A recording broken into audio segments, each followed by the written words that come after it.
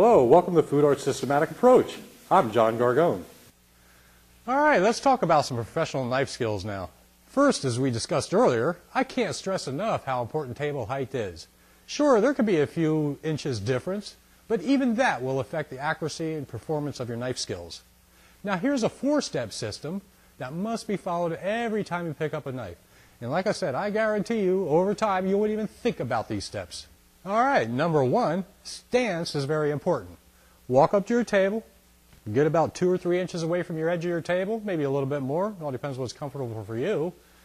But make sure you stand up straight, look straight down at your product when you're cutting, make sure both feet are planted firmly on the ground, that you're very, very comfortable. All right, number 2, the professional grip. And to get your professional grip, that's all you want to do is use your index finger and your thumb and just pinch the end of that blade. You want to be positioned right on the heel.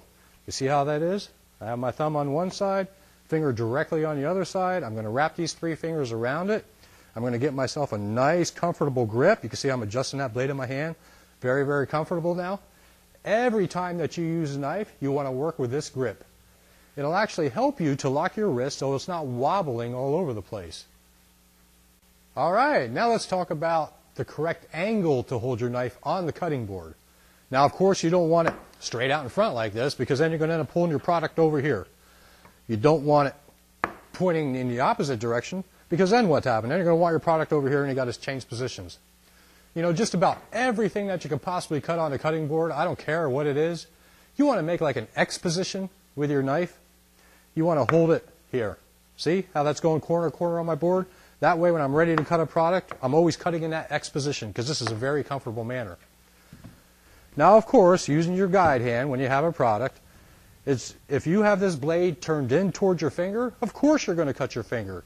If you have it angled straight down, well, you still got a slight chance of cutting your finger.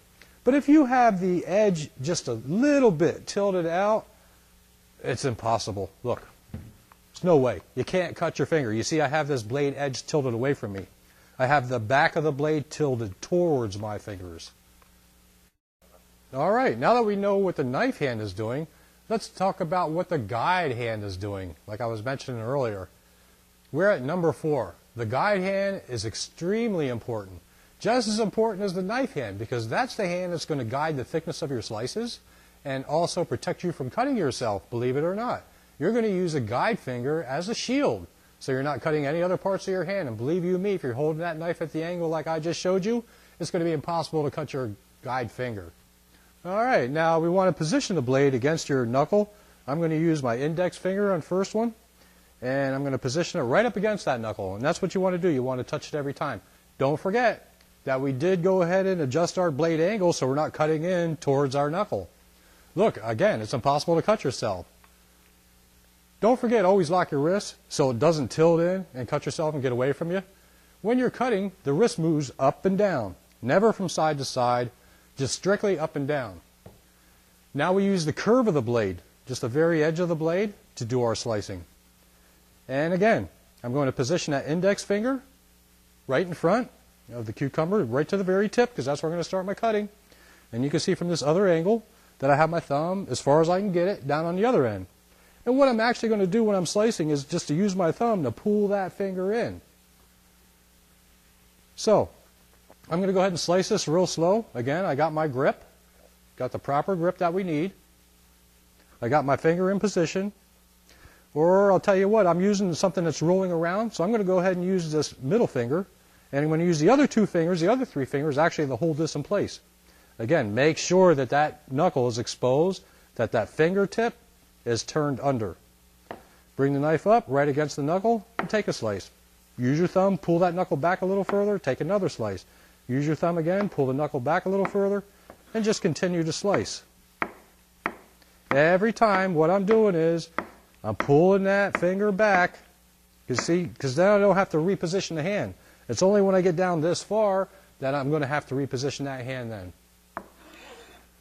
Again, the knife hand is basically up and down. That's all it's doing is just going straight up and down. The thumb is used to pull the guide finger back. The guide finger will determine the thickness of the slices. Because as you see here, if I move that finger back quick enough, I'm going to get a thicker slice, and even a thicker one, and even a thicker one. If I move it back just a very thin slice, look how thin you can slice those. I could even slice them down to like as thin as a piece of paper by utilizing that knuckle as a guide. So it works out really, really well. Okay, now we're going to slice this cucumber for real, and I'm going to let you see it. Nice, slow, steady motion. And as I said, it's just a repetitious up and down motion. And if I'm using the tip of the knife especially, now you see those slices go flying around, it's because I was using more of the middle of the blade and they were sticking to it. But if I use just the tip of the knife and go straight up and down, look, at those slices aren't going anywhere. They're staying right there. See, they're not even moving a little bit. And then you can pick these right up, and they're easy to use for a decoration or to transport. All right, now just to prove what I was talking about earlier about the motor skills taking over, I'm actually going to use a blindfold to slice the rest of this cucumber with. I think I got one down here. Wow.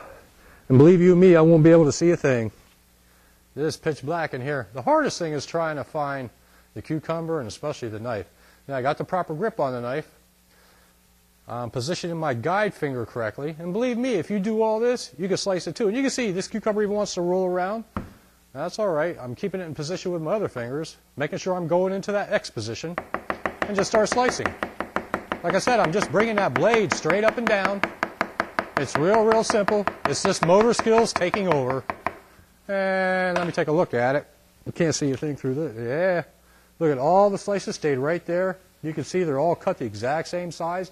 And that's because of the guide finger. The guide finger is what kept me safe. The guide finger is what gave me all these nice, beautiful slices. The only thing I did with a knife hand is just bring that knife straight up and down. It was that simple. With a little bit of practice, I guarantee it, you'll be able to do the same thing. All right, now that was easy as pie. Hey, if I could slice that cucumber blindfolded, believe you me, you can learn these skills too. I mean, after all, you have to eat every day. You're going to be using that knife every day. Why not make your life a little bit easier and learn the professional techniques? A little food for thought. Food is like all the sculptor's mediums and all the colors of the painter's palette. With all the wonderful textures, flavors, and aromas, food is the greatest medium to create art with. For what is the purpose of art if not to stimulate the senses?